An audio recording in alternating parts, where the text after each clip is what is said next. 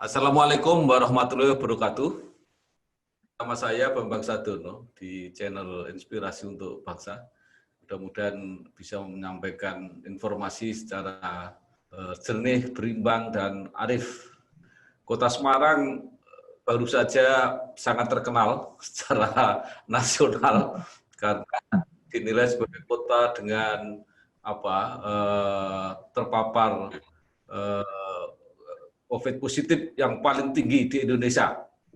Nah, ternyata data yang dikemukakan oleh juru bicara COVID di pusat belum tentu akurat. Karena itu saya sudah ketemu dengan orang yang paling bertanggung jawab, paling tahu mengenai kondisi COVID-19 di Kota Semarang, yaitu Dr. Abdul Hakam, Kepala Dinas Kesehatan Kota Semarang. Sibuk terus, Dok? Alhamdulillah, Bapak. Paling sehat. Ya. Ini gimana cara menjelaskan, Dok? Saya sudah baca koran juga, tapi mungkin dokter bisa lebih meyakinkan bahwa data yang dirilis di pusat itu tidak benar atau kurang tepat. Monggo, Dok. Ya. Matur nuwun, Pak Bambang, atas kesempatannya untuk melakukan klarifikasi di channelnya Pak Bambang dari fasilitasi. Jadi memang 2 minggu yang lalu Prof. Wiku menyampaikan di analisa COVID tingkat nasional bahwa Kota Semarang ternyata pasien dalam perawatannya itu mencapai 2.400-an. Kemudian di minggu ini, tepatnya di hari Selasa malam, disampaikan lagi bahwa data itu masih sekitar 2.400-an. Akhirnya, sebetulnya ketika minggu lalu Prof. Wiku itu menyampaikan berita tersebut, Pak Bambang, itu kami siangnya itu langsung berkomunikasi dengan Prof. Wiku melalui WA. Tapi ternyata baru direspon hari Jumat sama beliau. Kami ditelepon Jumat malam, kemudian ngobrol tentang bagaimana mekanisme input data dari kota sampai ke pusat. Kami pun bercerita sampai kita pun dikasih waktu dengan analisanya itu Mbak Dewi Nur Aisyah. Sempat kami pun menyampaikan dari A sampai Z kepada beliau mengenai data yang ada di Kota Semarang, bahwa tidak segitu atau tidak 2.400 yang masih dalam perawatan. Akhirnya dari beliau yang dari Satuan Tugas Pusat BNPB, kami mendapatkan nama yang namanya Mas Abu, Pak Bambang. Beliau ini ternyata PHEOC, Public Health Emergency Operating Center, atau pusat pengendali data nasional di sana. Nah, di hari Sabtu saya sudah komunikasi dengan Mas Abu. Saya minta data yang disampaikan sama Prof. Wiku itu, kami minta supaya nanti kita perbaiki atau kita lihat satu persatu, kita cocokkan dengan data yang punya kami. Hari Sabtu langsung ditindaklanjuti oleh teman-teman yang ada di Dinkes Kota, Bapak. Sabtu, Minggu, Senin, Selasa dilakukan pencocokan, bukan verifikasi ya, tapi pencocokan data dari pusat sama data dari kami. Ternyata Bapak, dari 8.963 yang terkonfirmasi dari jumlah pusat, itu ada data 362 itu datanya dari Kabupaten Semarang. Jadi masuk juga di situ Bapak. Iya. Kemudian kan masih sekitar 8.600-an itu, 8635 kalau tidak salah. Itu kemudian saya jembreng lagi, ternyata dari data 8.000 itu 5.696 itu sudah nonaktif atau bisa masuk dalam golongan sembuh atau mungkin sedikit yang meninggal. Artinya 5.000 sekian itu sudah data sembuh. Kemudian 927 itu data seharusnya itu juga sudah nonaktif, artinya mereka juga sudah sembuh. Tetapi di datanya pusat itu masih terkonfirmasi, Bapak. Ya, ya, ya. Ya, kemudian ada 56 yang harusnya itu sudah kita keluarkan karena hasil swabnya itu negatif, tapi ternyata tercatat di pusat itu terkonfirmasi. Harusnya masuk di golongan yang discharge itu loh Bapak, yang dikeluarkan dari, kalau dari sistem atau dari apa nama istilah yang ada di PMK itu discharge atau di exclude atau dikeluarkan. Kemudian yang terakhir itu dari data pusat itu harusnya ada 216 yang masih aktif dari data itu. Tapi ternyata dari 8.000 sekian itu yang di pusat tertulisnya atau inputnya ada 2.400 sekian yang masih dalam perawatan. Sehingga ada tambahan lagi Bapak, ada 1.400 sekian itu yang tidak ditemukan datanya. Baik di kami ataupun di provinsi ada data 1.400 sekian itu yang tidak ditemukan. Ya, itu yang menjadi pertimbangan kami. Maksudnya hasil dari apa namanya pusat setelah kita cocokkan, ternyata tadi yang saya sampaikan ke Bapak, rinciannya demikian Bapak. Dan ini terus kita juga berkomunikasi dengan teman-teman dari provinsi sama pusat supaya mereka juga melakukan apa namanya verifikasi datanya lagi. Karena kemungkinan besar data mereka itu berasal dari new all record yang sudah diinput oleh teman-teman dari rumah sakit atau dari puskesmas. Bapak, sebelum ke aplikasi yang namanya new all record, Bapak, itu dari bulan Maret ke April itu kita nginput di yang aplikasi BLC. Barangkali, Bapak, barangkali masih ada kemungkinan.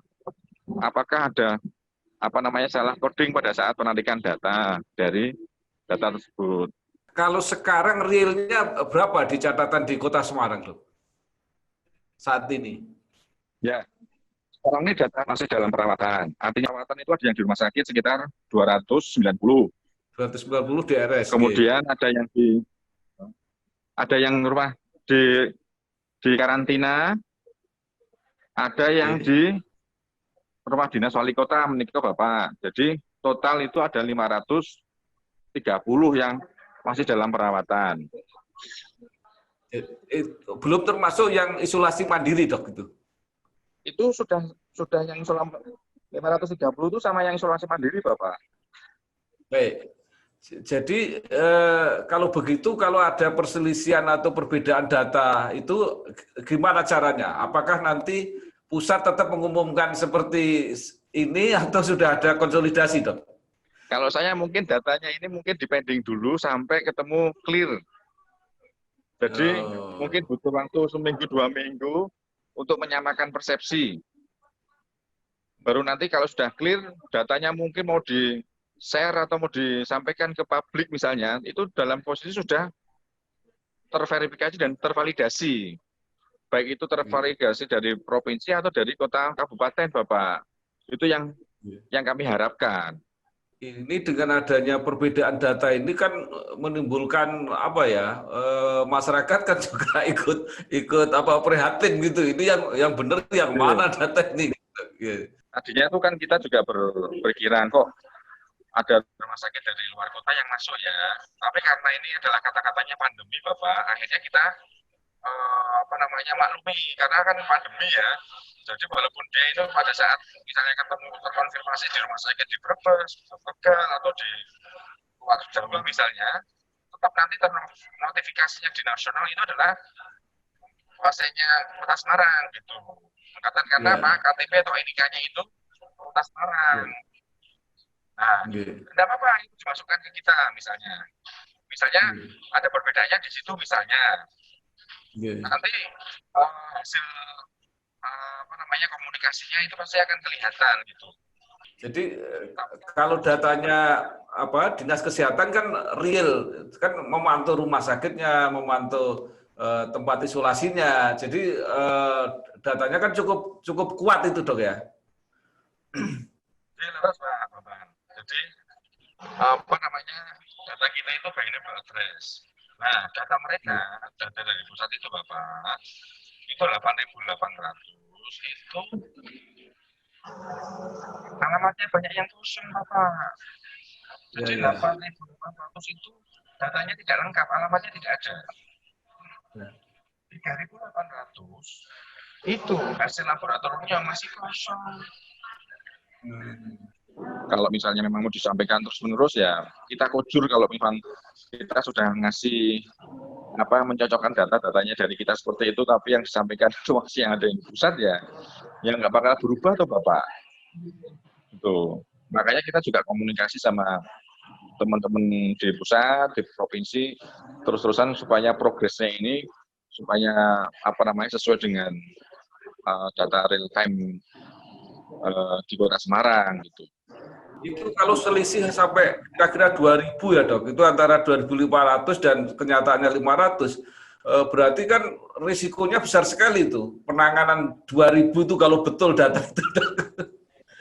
Ya, tapi kenyataannya Pak, ini Mbak Idrisnya juga tidak jelas kok Bapak. Kalau seandainya nih Mbak ini Mbak Idrisnya jelas kan pasti juga kita akan sampling Pak. Kita akan ke kecamatan atau kelurahan tersebut misalnya betul atau tidak misalnya. Maka tentu Bapak. Data itu kan memang sudah menimbulkan kesalahpahaman, termasuk Pak Gubernur, Pak Wali dan sebagainya ikut sibuk kelihatannya. Ya. Kami juga sampaikan sama Pak Wali, karena memang ada kejadian ini terus terang kan di Semarang ini kan baru pilwakot. Dalam rangka itu kegelisahan atau kegaduhan kan juga akan mengaruhi psikologis dari masyarakat Bapak. Kemudian data juga sudah saya sampaikan sama Bapak, sama Pak Wali, kemudian dari Bapak disampaikan sama Pak Gub. Alhamdulillah kalau saya membaca laporan hari ini juga maksudnya memang data yang saya sampaikan sudah benar-benar by address, kita detail sampaikan kepada beliau-beliau gitu. Jadi yang penting sudah konfirmasi, sudah menjelaskan kepada yang di pusat ya Dok. Jadi mudah-mudahan nggak ada kesalahpahaman lagi gitu ya. Sampun Bapak. Jadi pencocokan sampun, update setiap hari juga kami akan lakukan setiap hari. Sambil Pak Gub kan juga mempunyai tim ahli, gugus tugas menika. Kebetulan kan beliau-beliau itu dari pusat, ada Dr. Anung sama Dr. Bambang. Yang satu mantan Dirjen Hermet, yang satu mantan Dirjen P2P. Beliau kemarin alhamdulillah juga bersedia untuk melakukan diskusi dengan kami sampai sore. Dan kami sampaikan juga data hasil menika Bapak. Apakah bisa disimpulkan bahwa warga Kota Semarang nggak perlu khawatir karena data itu insya Allah tidak benar lah gitu. Jadi supaya masyarakat Semarang juga tenang. Mungkin Dr. Hakam bisa menyampaikan sesuatu ke warga Kota Semarang. Insya Allah kami tidak akan, maksudnya kita mencoba untuk